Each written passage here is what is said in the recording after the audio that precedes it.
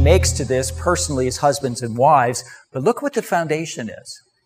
He says, husbands, love your wives just as Christ loved the church and gave himself for her. And he states two things that he's going for as he finishes it. Two things to perfect it. That he might sanctify, he might set it aside to himself and cleanse her with the washing of water by the word. By the way, that's what's going on this morning in his church.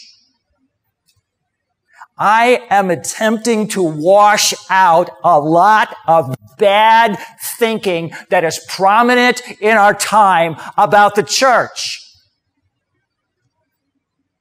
I'm going to need to stop there, because I don't want it to go into all that's prominent today about the church. And it is. And this washes our minds out.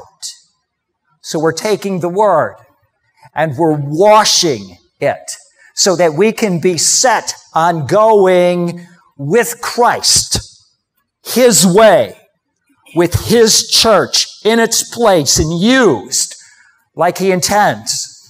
Sanctified with the washing of water by the word, second pavement of purpose, that he might present her, the church, to himself, a glorious church, not having a spot or a wrinkle or any such thing. There's no blemish. There's nothing that detracts from her. She is totally, completely, altogether perfect, like he is.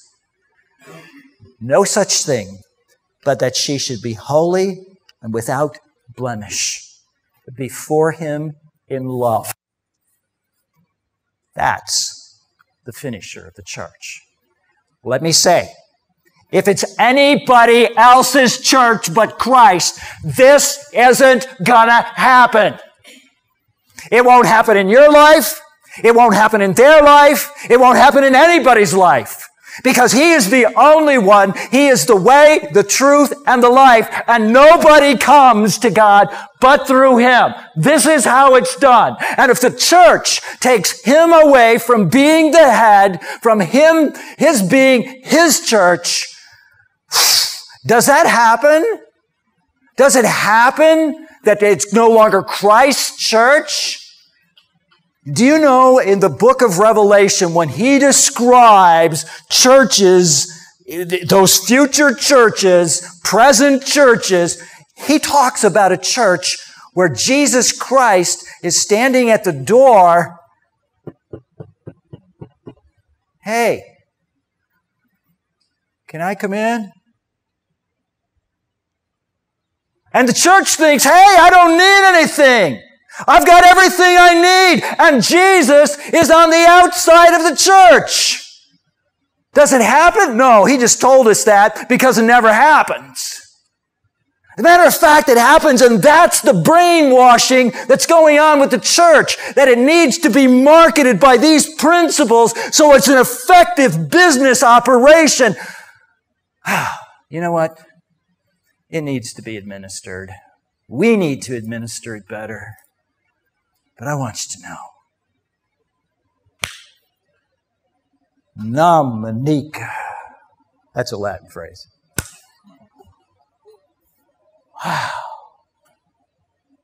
If Jesus gets left outside the church and it is marketed so well and it needs nothing and it's glorious and going, it is totally unglorious.